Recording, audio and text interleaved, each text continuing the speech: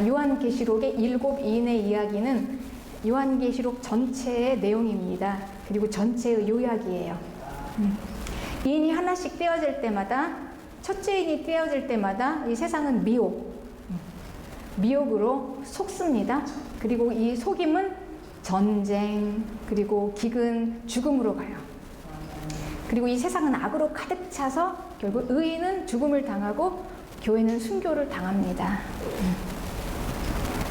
그리고 이제 급기야 하나님께서는 이 성도들의 피해 보복으로 이제 환란이 이 땅에 일어나요. 환란. 그런데 그 환란은 전무후무한 땅의 환란입니다. 예수님께서는 마태복음 24장의 이 환란에 대해서 이렇게 말씀하셨습니다. 마태복음 24장 21절에 이는 그때 큰 환란이 있겠음이라 창세로부터 지금까지 이런 환란이 없었고 후에도 없으리라 이렇게 말씀하셨어요. 네. 그러니 여섯째 인을 떼실 때 이 큰 환란이 땅에 일어난다는 거예요. 계시록 6장 17절에는 그들의 진노의 큰 날이 이르렀으니 누가 능히 서리요 이렇게 이 큰 환란 가운데 도대체 누가 살 것인가? 누가 살 것인가? 아무도 살아날 사람이 없다. 누가 구원을 받을 것인가? 라는 말씀입니다. 이 말씀에 이어 오늘 본문의 말씀은 과연 그 구원받는 사람이 누구인가? 그걸 지금 이야기하고 있습니다. 구원받은 사람이 있어요. 그 큰 환란 가운데서 살아남는 자들, 건짐을 받은 자들이 놀랍게도 천성 위에 올려져 있습니다. 이미 일어났어요. 요한의 환상을 통해서 미리 우리에게 보여주고 있습니다. 이렇게 구원받는 자들의 무리를 봐라. 이렇게 이야기를 하고 말씀을 통해서 우리에게 그걸 보여주고 이제 그 다음에 하나님의 심판이 이렇게 진행된다라고 하는 것이죠. 그러면 누가 과연 여기에서 건짐을 받을 것인가? 구원을 받을 자들이 누구인가? 하나님의 보호하심 가운데 구원을 받아요. 특별한 보호하심 가운데 건짐을 받습니다. 본문 1절에 이 일 후에 내가 내 천사가 내 모퉁이에 선 것을 보니 땅의 사방의 바람을 붙잡아 바람으로 하여금 땅에나 바다에나 각종 나무에 불지 못하게 하더라. 이렇게 요한이 이 환상을 보면서 하나님이 어떻게 보호하시는지를 보았습니다. 땅의 심판을 이 바람의 이미지로 형상화해서 요한이 이걸 이제 본 환상입니다.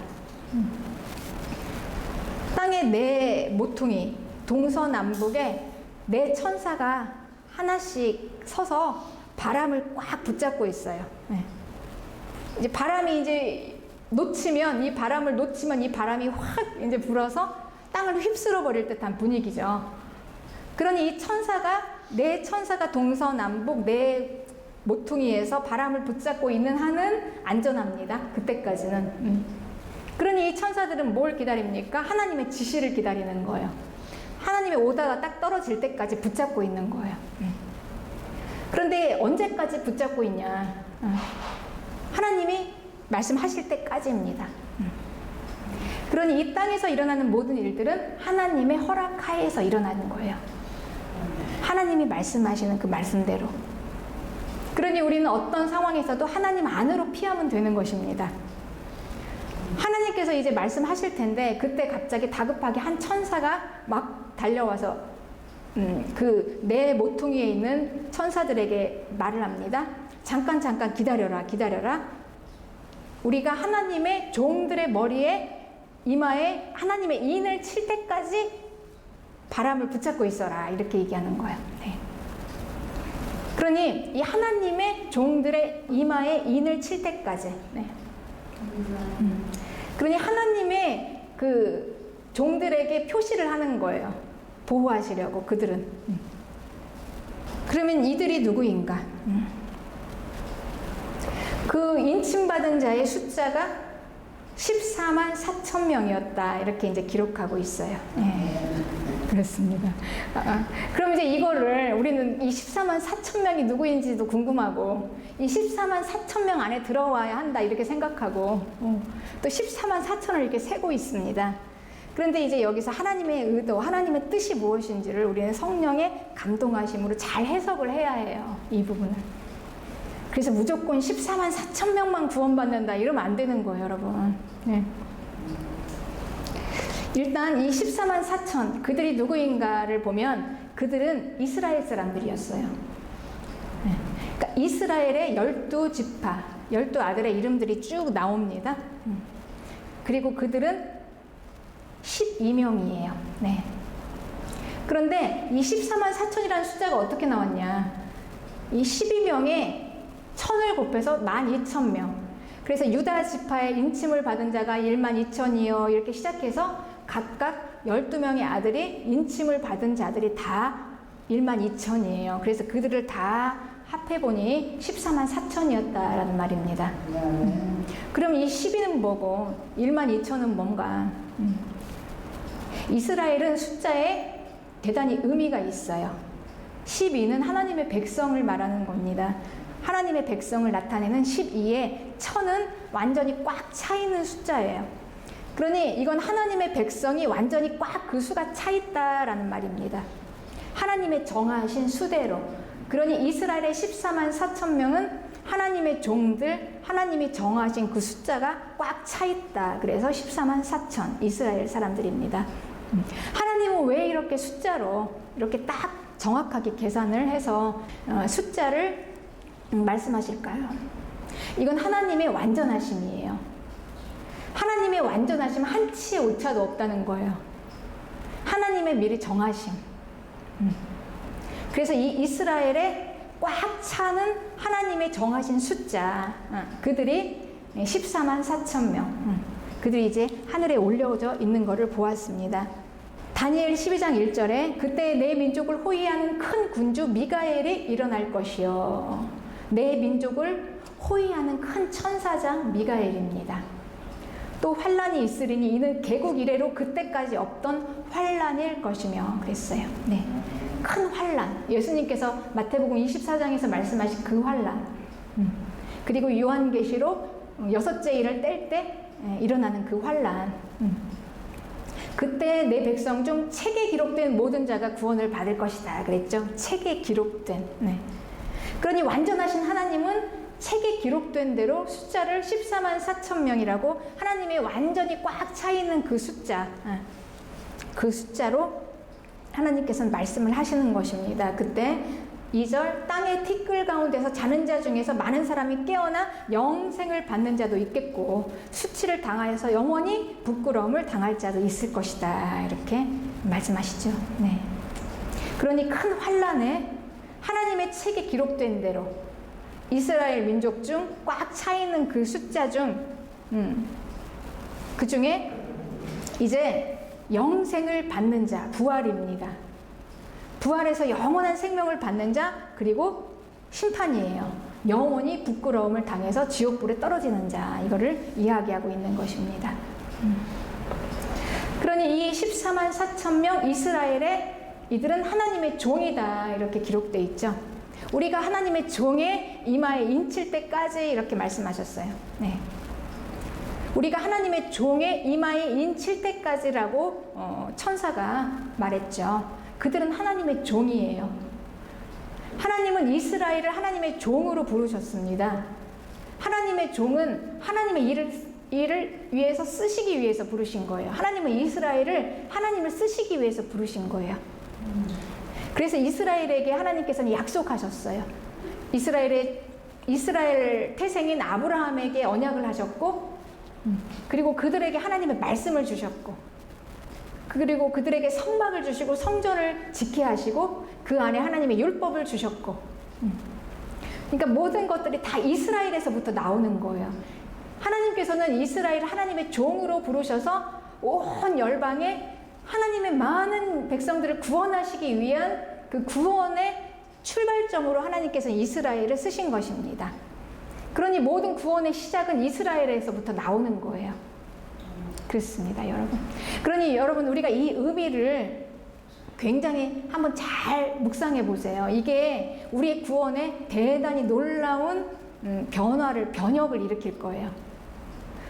단순히 우리가 예수님 믿고 구원받는 게 그냥 막 이 복음 듣고 깨닫고 영접하고 뭐 그냥 천국 가고 지옥 가는 게 아니었구나. 하나님의 엄청난 완전하신 하나님의 놀라운 계획하심이 이 땅에서 인간의 역사 속에서 얼마나 치밀하게 이 계획이 지금 이루어지고 있는지 여러분 한번 느껴보시기 바랍니다. 우리의 구원이라는 것이 어떤 건지 막연한 구원이 아니에요, 여러분. 이렇게 실제적인 구원이에요. 그래서 하나님께서는 그 고대에 이스라엘의 아브라함을 통해서 약속하셨어요. 그 아브라함을 통해서 약속하신 그 약속이 이스라엘이라는 나라를, 실제적인 나라를 만드시고 그 이스라엘을 하나님의 종으로 하나님께서 부르신 것입니다. 그리고 이 이스라엘을 통해서 이제 하나님께서는 이제 구원을 시작하시는 거예요. 거기서부터. 모든 구원의 시작을 거기에서부터 넣으셨어요. 그래서 이 복음도 우리는 이스라엘을 통해서 받았습니다. 그리고 구원자도 이스라엘을 통해서 나왔어요. 아브라함의 자손 예수 그리스도. 그렇습니다. 그래서 이 이스라엘의 이 결국 마지막 우리의 구원, 하나님의 나라는요, 이스라엘의 회복이에요. 완전한 이스라엘의 회복으로 이제 구원이 이루어지는 것입니다. 지금 이스라엘은 큰 전쟁 중에 있습니다. 그래서 이 하나님의 계시를 잘 알고 있는 우리 많은 교회는 이 이스라엘의 전쟁을 그냥 우연하게 일어난 전쟁으로 보고 있지 않아요. 이 전쟁을 통해서 지금 하나님께서 계속 말씀하시고 일하고 계십니다. 그래서 이 이스라엘의 완전한 회복, 그들의 완전한 구원이 이제 이 하나님 나라가 충만하게 이 땅에 임하는 완전한 하나님 나라가 임하는 것입니다. 왜냐하면 이 이스라엘은 이 하나님의 나라를 이 땅에서 우리에게 보여주시기 위해서 하나님의 종으로 선택하신 그 나라예요. 하나님의 나라예요. 그러니 완전한 하나님의 나라가 임할 때는 이스라엘이 완전히 하나님 앞에 돌아오고 완전히 회복될 때 이제 우리의 구원이 완전히 이루어지는 것입니다. 우리는 그래서 우리의 구원을 막연하게 뜬구름 잡듯이 그냥 믿는 게 아니에요. 이런 역사 속에서 확실하게 이 구원이 우리에게 증명이 되고 실제적으로 우리의 구원이 일어나는 것입니다. 여러분 이 의미를 이해하십니까? 우리의 구원은 아주 실제적인 구원이에요. 실제적인 구원. 그래서 이 14만 4천은 하나님이 종으로 선택하신 우리의 구원을 위해서 구원의 선두에 서 있어요. 그래서 제일 먼저 이스라엘의 14만 4천 명이 천상에서 구원받은 하나님의 백성들의 그 무리들로 나타나 보여지는 것입니다. 그들이 선두에서 서고 있어요. 14만 4천.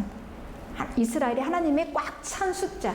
그들이 이제 선두에 딱 서 있고, 그리고 이 일 후에 보니 7장 9절에 각 나라와 족속과 백성과 방언에서 아무도 능히 셀 수 없는 큰 무리가 나왔는데 그들은 흰 옷을 입고 손에 종려 가지를 들고 보좌 앞과 어린 양 앞에 서서 큰 소리로 이르되 구원하심이 보좌에 앉으신 우리 하나님과 어린 양 앞에 있도다, 이렇게 찬양하고 있어요. 그러니 하나님의 종으로 선택하신 이스라엘, 구원의 선두에 서 있는 이스라엘에 꽉 차 있는 14만 4천의 숫자, 그 14만 4천 명 뒤에 그 다음에 이제 장면이 열방의 교회입니다. 구원받은 하나님의 백성들, 그들이 흰 옷을 입고 서 있습니다. 하나님을 찬양하면서. 그런데 그들의 숫자는 정해 있지 않아요. 그냥 셀 수 없는 무리, 능히 셀 수 없는 큰 무리라고 되어 있어요. 능히 셀 수 없는 큰 무리. 예수 그리스도의 구원은 모든 민족, 모든 열방, 모든 나라, 누구나 모든 사람들에게 다 열려 있습니다. 누구든지 오라, 누구든지 오라, 다 오라. 열방을 향해서 예수 그리스도의 구원은 활짝 문을 여셨어요. 누구든지 오라. 그리고 이 열방에 셀 수 없는 무리들은 하나님께서, 여호와 하나님께서 아브라함에게 약속하신 그 언약이 이루어지는 장면입니다. 창세기 15장 5절에는 하나님께서 아들이 없는 아브라함에게 하늘의 별을 보여주셨어요. 그리고 밖으로 나가서 하늘을 우러러 무별을 셀 수 있나 보라. 또 그에게 이르되 내 자손이 이와 같으리라, 이렇게 말씀하신 이 약속입니다. 하늘의 별처럼 수도 없이 엄청나게 많을 것이다, 내 자손이. 그때 아브라함은 이걸 어떻게 이해했을까요? 아브라함이 원한 건요, 이렇게 셀 수 없는 별과 같은 수많은 자손이 아니었어요. 아브라함이 원한 건 단지 그냥 아들 하나였어요. 아들 하나. 아들이 없는 아브라함의 소원은 그냥 나에게 아들 하나 주세요. 그런데 하나님께서는 이 아브라함의 소원을 통해서 하나님의 비전을 보여주신 거예요. 내 자손, 네가 원하는 그 아들 하나를 통해서 내 뜻이 이렇게 이루어질 것이다. 하늘의 별과 같이 수많은 이 별과 같은 이 자손들이 너를 통해서 나오게 될 텐데 내 아들을 통해서 나오게 될 것이다. 그러니 내 기도 응답은 분명히 된다. 네 소원은 분명히 이루어진다. 하나님께서는 이렇게 말씀하신 것입니다. 네. 그러니 하나님께서는 이 아브라함이 이 땅에서 자기 육체를 위해서 아들 하나를 간절히 원하는 아들이 없는 아브라함에게 얼마나 이게 간절한 기도 제목이었겠습니까, 여러분? 이 아브라함이 하나님께 아들을 주세요, 아들을 주세요. 남들이 다 있는 아들이 나는 없어요. 왜 나에게만 아들이 없습니까? 마치 저주받은 것 같은 이 인생, 죽기 살기로 기도했죠. 아들 주세요, 아들 주세요. 그런데 하나님께서는 이 땅의 아브라함의 이 소원을 천상에 있는 하나님의 뜻과 연결시키신 거예요, 여러분. 네. 우리의 모든 하나님께 구하는 것들은 이 땅에서만 이루어지는 게 아닙니다. 여러분 마음에 소원들이 있잖아요. 육체적인 거. 주님 건강 주세요. 물질 주세요. 자녀. 우리가 하나님께 기도하는 모든 기도의 제목들은 그냥 단지 여러분 우리가 이 땅에서 우리가 잘 먹고 잘 살기 위해서 우리 육체만을 위해서 구하는 게 아니라는 거예요. 우리가 하나님께 구하는 건. 그게 바로 이방신과 다른 기도입니다. 성도의 탁월한 기도. 우리의 모든 소원은요, 천상과 연결이 돼요. 여러분, 우리가 하나님의 이 구원이 이스라엘이 왜 중요한가? 우리의 구원은 막연한 구원이 아니라 이 땅에서부터 천상까지 이어지는 연결이에요. 하나님의 나라는 이 땅의 이스라엘에서부터 천상에 있는 하나님의 나라가 이어지는 거예요. 하나가 되는 완전한. 그러니 성도는 이 땅과 하늘을 이어지는 연합체입니다. 그래서 우리의 모든 구하는 기도의 제목들이 그냥 이 땅에서 내 욕심을 위해서만, 내 몸을 위해서만 구하는 기도가 아니에요, 여러분. 하나님의 뜻을 위해서, 하나님의 영광을 위해서. 그래서 내 기도를 통해서 하나님께서는 비전을 제시해 주시고 하나님의 계획을 알려주시는 것입니다. 그래서 그렇게 기도할 때 우리의 기도는 온전히 응답이 되어질 줄 믿습니다. 아멘. 이게 성도의 기도예요. 여러분 이 의미 이해하시죠? 네, 굉장히 중요합니다. 중요해요. 네. 우리가 이걸 이해하는 것은 우리의 믿음 생활을 어떻게 할 것인가에 아주 중요한 이게 키포인트예요. 네. 우리의 믿음은요, 이 땅에서만이 아니에요, 여러분. 땅에서만이. 우리가 교회에 나오고 이제 예수님을 믿게 됐다는 건 뭐냐면 이제 전에는 땅만 바라보고 육체만 바라보고 있다가 눈이 떠져서 이제 하늘을 볼 수 있다는 거예요. 천상을. 아, 천상이 있구나. 그리고 하늘문이 열어져서 나는 땅에서만 존재하는 존재가 아니구나. 이제. 그리고 우리는 이 하늘과 이어져서 완전해지는 것입니다. 하늘까지 가야. 그래서 제가 처음에 우리 성도님들이 들어오시면 제일 먼저 제가 가장 이제 힘들고 진짜 어렵게 제가 발버둥 치면서 하는 게 있어요. 많은 분들이 이렇게 쭉 들어오시면 이제 육체만 가지고 들어와요. 영은 닫혀 있어요. 그러니까 세상 영만 가지고 들어오는 거예요. 그러니까 온통 땅의 것만 생각하고 구하는 건 다 땅의 것. 그리고 땅의 것으로만 이렇게 모든 걸 다 초점으로 중심으로 생각을 해요. 그렇습니다. 그래서 어쩌면 내 열심이 이 천상으로 이어지지 않으면 내 열심 때문에 하나님의 이 하늘의 일이 막힐 수도 있다는 걸 알아야 돼요, 여러분. 항상 우리는 하늘과 함께 생각을 해야 돼요. 하늘. 네. 보이지 않는 하나님의 나라, 그리고 보이는 이 교회. 이걸 적절하게 이걸 같이 합쳐서 이걸 이렇게 우리가 생각해야 하는 것입니다. 그래서 빌립보서 2장 13절에는 너희 안에서 행하시는 이는 하나님이시니 자기의 기쁘신 뜻을 위해서 너희에게 소원을 두고 행하게 하신다. 그러니 하나님께서 우리 안에 소원을 두고 이렇게 하고 싶다, 저렇게 하고 싶다, 하는 이런 주의 일을 하고 싶다, 또한 이런 계획을 세우고 이걸 하고 싶다라는 거는 하나님이 우리 안에 두신 거예요.